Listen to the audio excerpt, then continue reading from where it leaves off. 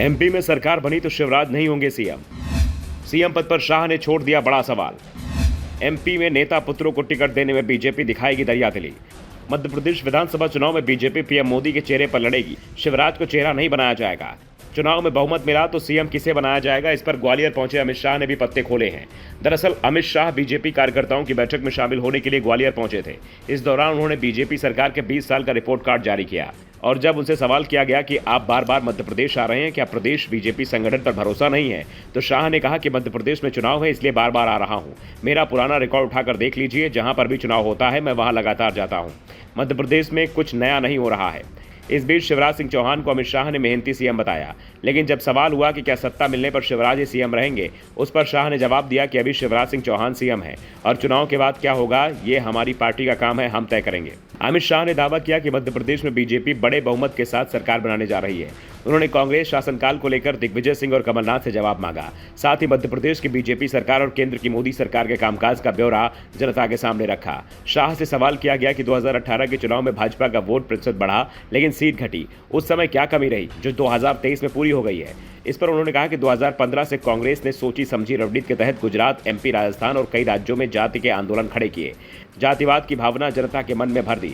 2018 का चुनाव जातिवाद के पीछे परछाई में हुआ, फिर भी हमें कांग्रेस से 1 लाख वोट ज्यादा मिले। इस बार उनके 15 महीने का शासन भी देख लिया है। हम बहुत बड़े बहुमत के साथ सरकार बनाने जा रहे हैं। इस बीच शाह का सबसे जबरदस्त बयान परिवारवाद को लेकर आया। उन्होंने परिवारवाद पर जमकर निशाना साधा, लेकिन कांग्रेस के परिवारवाद को ही परिवारवाद बताया। बीजेपी के परिवारवाद पर तो उन्होंने अपनी मुहरी लगा दी। दरअसल बीजेपी की पहली लिस्ट में कई नेताओं के परिवार को जगह मिली है। शाह ने परिवारवाद पर पूछे गए सवाल पर इसकी परिभाषा समझाई।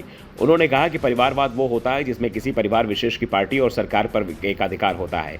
समाजवादी पार्टी, शिवसेना, डीएमके और कांग्रेस इसके सबसे बड़े उदाहरण हैं, जहां परिवार ही पार्टी है। अमित शाह ने कहा कि इन दलों को देखकर परिवारवाद का अंदाजा लगाया जा सकता है।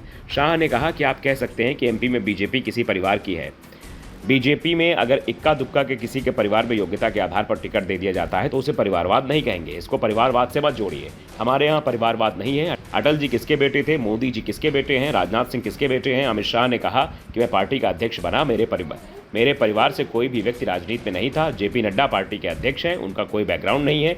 शिवराज सिंह चौहान का क्या बैकग्राउंड है। शाह का ये बयान उन नेताओं के लिए राहत भरा है जो अपने परिवार के लिए टिकट मांग रहे थे। यानी शाह ने साफ साफ संदेश दिया है कि बीजेपी मध्य प्रदेश में नेताओं के परिवार के लोगों को टिकट देने में कोई कोताही नहीं रखेगी। बस जीत की संभावना होनी चाहिए। अगर नेता पुत्र या भाई चुनाव जीत सकता है तो उसे टिकट दिया जाएगा। 2018 के विधानसभा चुनाव में नेता पुत्रों को पार्टी ने टिकट नहीं दिए थे। अगर जिन जगहों पर दिए थे वहां उनके परिवार के दूसरे सदस्य को सीट छोड़नी पड़ी थी। इसका सबसे बड़ा उदाहरण कैलाश विजयवर्गीय है।